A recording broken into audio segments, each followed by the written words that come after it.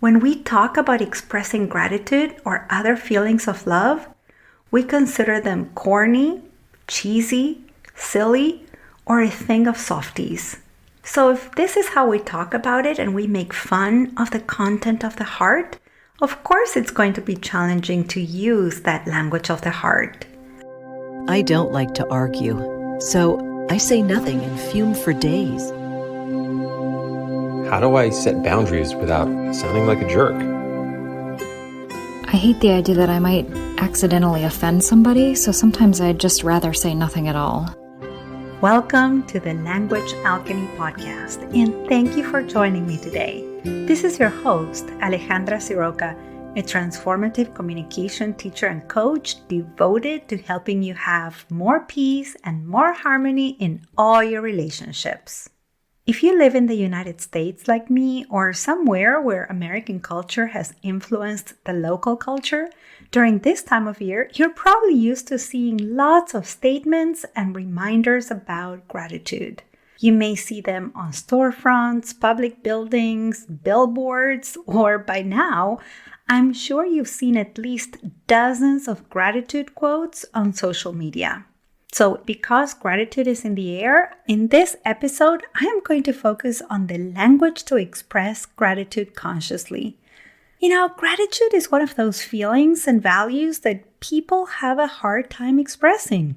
Yeah, even though in the US we have a whole celebration dedicated to giving thanks, Thanksgiving on the fourth Thursday of November, and that people in other countries have it too, like Canada, where they celebrate it in October. While gratitude is a beautiful feeling, it can be a challenge when it comes to communicating it. I see this frequently, particularly in my communication coaching work with couples. I witness how hard it is for people to express gratitude, especially when they express gratitude to someone they love. And this may sound surprising to you. It actually was to me as well.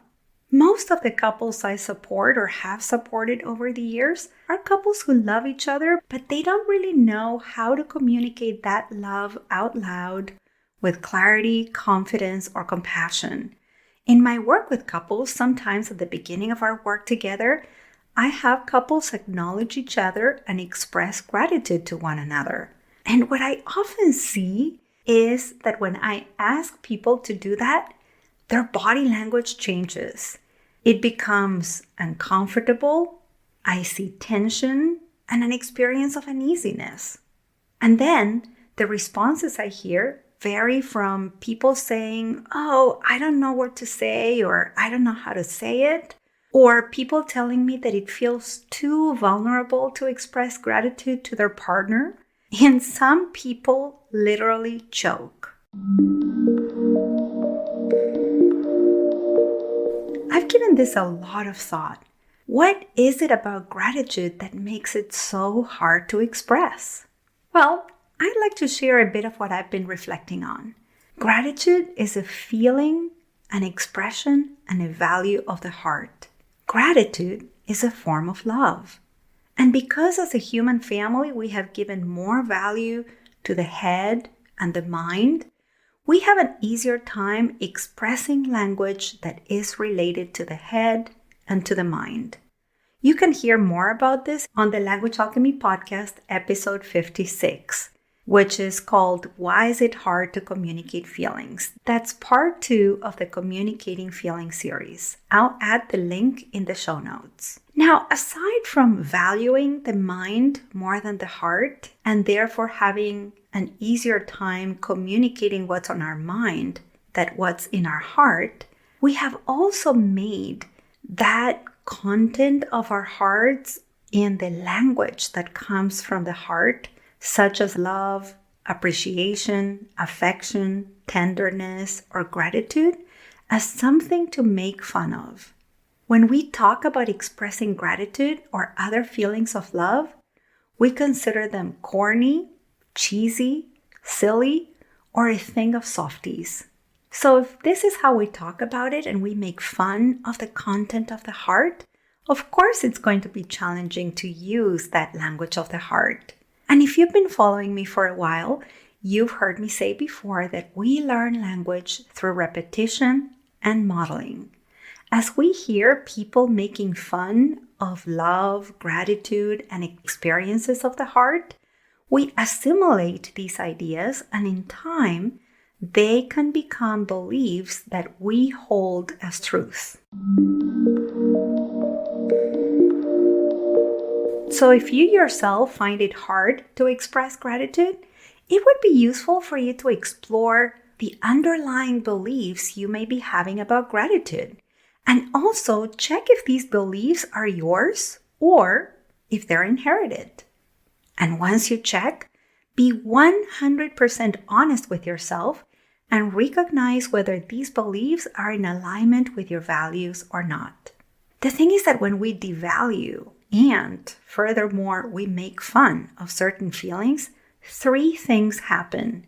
Number 1, we don't know how to experience them fully, because why experience something that's not valuable? Number 2, we don't know how to communicate them accurately, because we don't know how to tap into that experience, so it's hard to find the words to describe that experience. And number 3, when we do communicate these feelings, we keep our expression on the surface because we haven't learned how to experience them deeply. So in the case of gratitude, when we don't know how to experience gratitude fully, we feel vulnerable when we experience it. Recognizing that a lot of people have helped us, supported us, and contributed to where we are right now can feel vulnerable. For some people, it can even feel overwhelming. So they would rather move away from the complete experience of gratitude, which usually includes feeling tender, humble, and interdependent. Also, allowing ourselves to step into the full experience of gratitude for some people means negating all the challenges they've gone through and were able to overcome, or all the accomplishments they've worked so hard to achieve. So for some people, expressing gratitude means not recognizing these other aspects of their own lives or identities that they would rather hold on to. For example, I worked with a communication coaching client who, like many of my clients, came from a very challenging background with painful experiences when he was young. This particular client worked really hard to have a different life, to have a conscious, wholesome life. He was the first one in his family to go to college and then to grad school, to have a successful career, to form a healthy family with a partner who shares that same vision of a conscious, wholesome life. And so my client feels very proud of all that he has accomplished. In our sessions, he used a lot of language to refer to himself as, I am self-made. And I could hear the pride coming out of the tone of his voice. Or he would say things like, I have this life without help from anybody. Or he would say, nobody was there to help me but me. I was always alone and I always had to figure things out by myself. So for him, expressing gratitude was extremely hard because he believed that his identity as a self-made person would disappear, or that he would somehow become weak if he acknowledged that other people were contributing to his life in the present moment, such as his partner. So if you're finding it hard to experience or express gratitude, do some honest internal inquiry.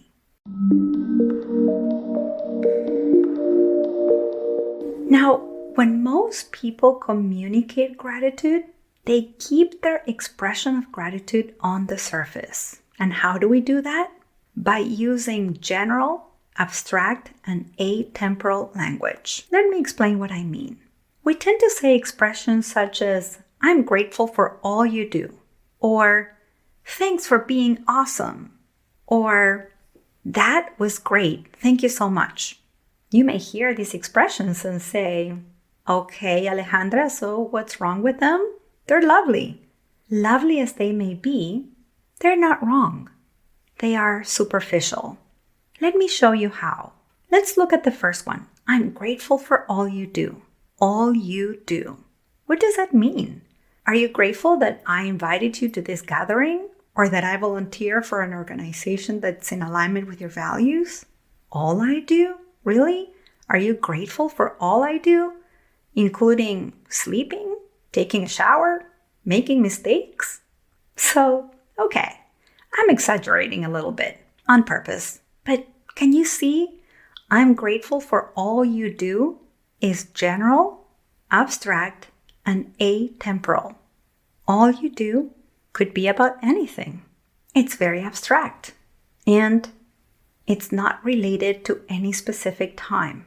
So I don't really know what you mean when you say, I'm grateful for all you do. The same goes for, thanks for being awesome. What does being awesome mean to you? Maybe to me, being awesome means something totally different. So I may think that when you say to me, thanks for being awesome, you were talking about all the things I did to introduce you to the head of the team you wanted to belong to and then get an interview with them. But maybe for you, being awesome meant that I took you out for lunch for your birthday. So again, thanks for being awesome doesn't tell me much. It keeps our relationship on the surface. It's abstract, general, and atemporal. Now, let's look at the last example. That was great, thank you. What exactly was great? It depends, because remember, communication depends on the context. But if we have no context, and that's what you say, we may have no idea about what exactly you're talking about. Was it the dinner? Was it where you were seated, having everybody together? Was it that you were invited that was great? What was it? Now, if you want to learn to express gratitude consciously, then we need to come down from the mind to the heart. That's where we are going to find the language of the heart. And once again, why do we need the language of the heart here? Because gratitude is a feeling, a value, and a quality of the heart. The language of the heart is simple, yet it's more meaningful and more specific. And the language of the heart leads us to an experience of true connection. So let's see what happens when we are willing to go deeper. Let's say that instead of hearing, thanks for all you do, what you hear is this. Thank you for calling me and checking in on me and asking me if I needed your support. Your calls during this time help me remember that I'm not alone and that I have people like you who really care about me. I really felt cared for. Thank you. Very different, right? Or how about instead of, thanks, you're awesome, you were to hear something like, I'm grateful you offered to be in charge of dessert for Thanksgiving. I love this holiday and I've been so busy lately that I knew it was going to be stressful for me to make all the savory dishes plus dessert. Your offer allowed me to be more calm and present with everybody here at Thanksgiving. Thank you so much. Can you feel how different that sounds if you were to hear something more specific than, thank you for being awesome? Or how about instead of hearing, that was great, thanks, what you actually hear is, I'm so touched you're listening to this podcast because you are helping me fulfill my mission in life, which is to help people become more aware of their language and communication so that we can all bring forth more love, more harmony, and more equity to our lives, to our relationships and communities. It feels different to receive that, doesn't it? Now, what I'm suggesting here is not that you should not use expressions such as, I'm grateful for what you do, or thanks for being awesome, or that was great, thank you. I'm not saying not to use these expressions. What I'm saying is do not end there. Continue by using specific language. And how do you do that? Well, when you want to express gratitude consciously and meaningfully, in a way that leads to a deeper sense of connection, then do these 3 things. Number 1, consider what specific action or way of being the other person engaged in. Number 2, consider how that action or way of being contributed to you. And number 3, consider what this means to you. And then say this out loud. So I'll give you an example. This week, I received a lovely email from a listener whose name is Victor. So what I'll say is, Victor, thank you so much for taking the time to write to me to let me know that the podcast I did on self-talk was useful for you. Thank you so much for letting me know that you were going to increase your awareness about your self-talk. When I got your email, my heart felt expanded. If you could have seen me, you would have seen a huge smile on my face because you are helping me fulfill my sacred mission in life, my Dharma. And your email also helps me keep going and offering podcasts with transformative communication tools that you can use right away. You can probably hear in my tone of voice how the words I just said came from my heart. They were simple words and also specific. So as we approach Thanksgiving in the United States, or you would like to express your gratitude to someone, before you express your gratitude to them, take these 3 steps first. Let me repeat them. Consider what specific action or way of being the other person engaged in. Then consider how that action or way of being contributed to you. And finally, consider what this means to you. And then let the words flow from your heart. And now let's recap what you've heard in this episode. In this episode, I shared with you that gratitude, while it's a feeling we're encouraged to express out loud frequently, or at least towards the end of the year, is a feeling that can be challenging to express. I also talked about how gratitude comes from the heart, and it is a feeling connected to the feeling of love. I explained why it can be challenging to express. I gave you examples of gratitude expressions that don't mean much or keep the experience of gratitude on the surface, and I shared what and how to express gratitude in a conscious and connecting way by giving you 3 things to focus on when you express gratitude.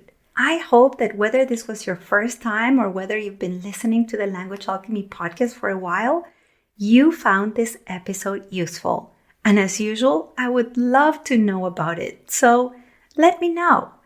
Give me a 5-star review wherever you're listening to this podcast, or send me an email if you are in my mailing list.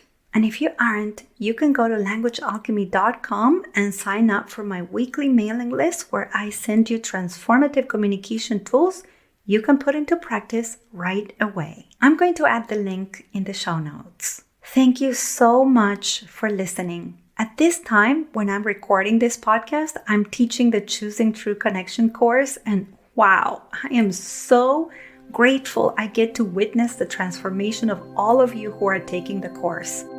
More specifically, I'm thinking of you, Jack, Najib, and Maria.